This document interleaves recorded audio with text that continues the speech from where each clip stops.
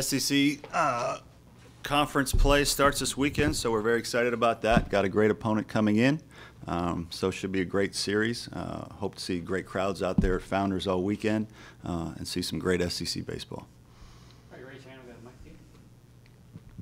Start with John.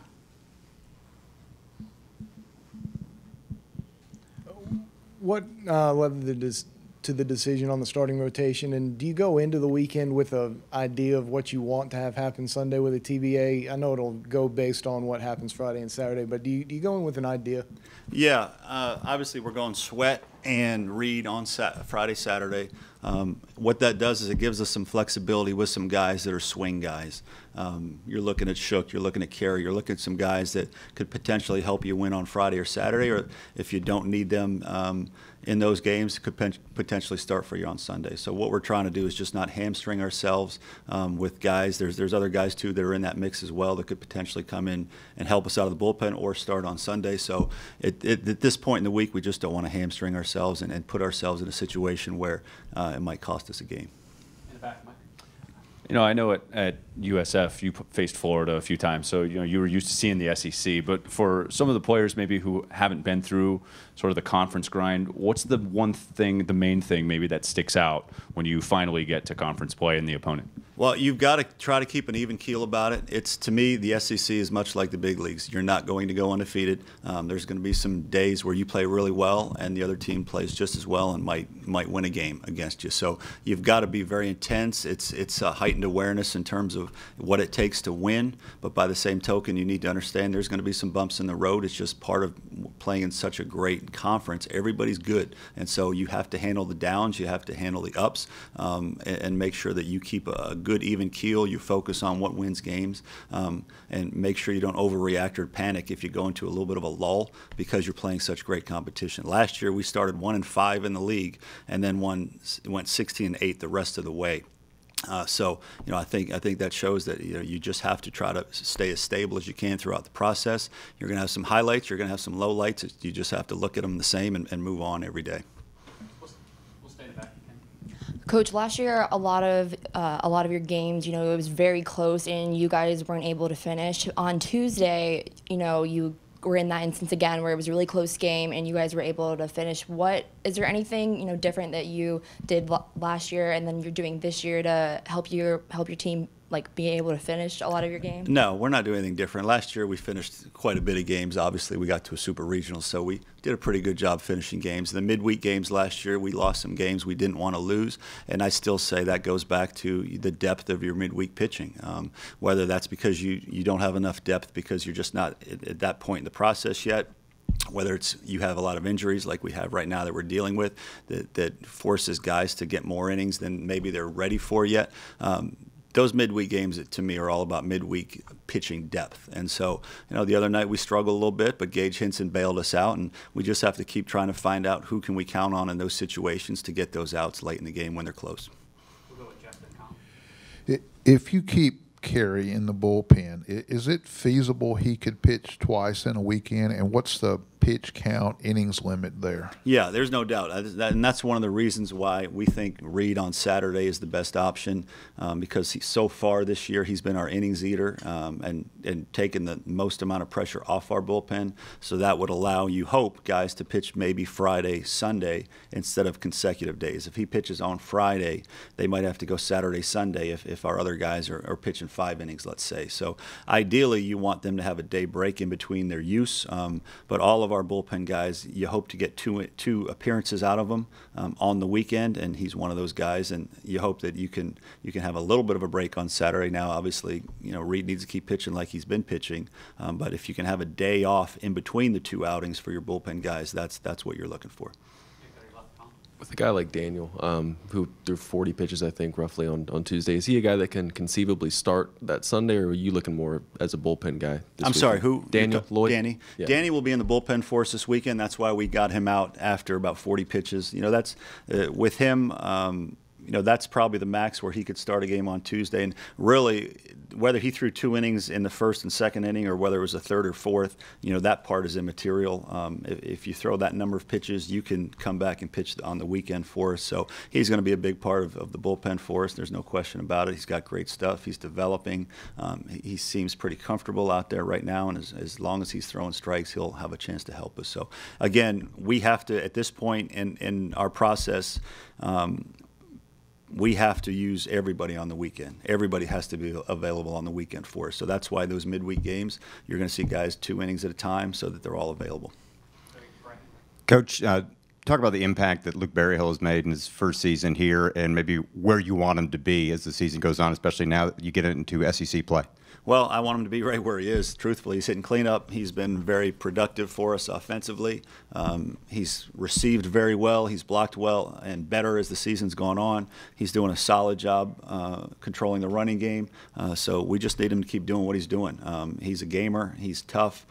So for us, just need to continue to see consistency with him. But everything he's doing is what we need right now. Yeah, Coach, speaking of Luke, how confident are you in his ability, to catch 3 games in a weekend? Yeah, he has to. He has to. Based on where we are right now, he has to. So he's tough enough. He's durable enough. And so he just knows it going in. We've had that talk with him. Guys in the big leagues catch 140 games a year out of the 162. So he's more than capable of catching 40 games a week. Did you know he was a good singer when you were trying to get him to come to Well, South when Carolina? you recruit guys, you try to do as much homework as possible. That involves talking to coaches and counselors and scouts and looking up their social media. So we happened to land on his singing on his social media. So we did know that was a part of his package, and we knew that he was a 6-tool player because of that. Has he sang for the team yet? I think he sings in the locker room some. He did something for our athletic department, both at a basketball game at midcourt, but then also when we had some social media deal where they filmed him out here doing a little singing too. So yeah, he's got some talents. That's cool. Couple of things. Can Cullen catch it all because of his back injury? He right can now? catch, but obviously our best team right now is with Right. Luke catching and him at first base. So he can spell him a little bit if necessary, but we're hoping to not have to do that unless it's absolutely necessary. Okay. Obviously, Friday night starter in the SEC is a big deal, comes with a lot of pressure. Why do you feel like Sweat is ready for that? What has he shown you to be ready for that, both physically and mentally? Well, his numbers show that he's one of our better pitchers right now. So, again, where we are, he gives us the best option on Friday night. He's throwing strikes. He's had good success. He threw on Friday night against Clemson, on the road. So he showed us that he could handle it. When Carmen went down, he was the guy in the game in the 3rd or 4th inning. And so to me, that's almost like he had started that game.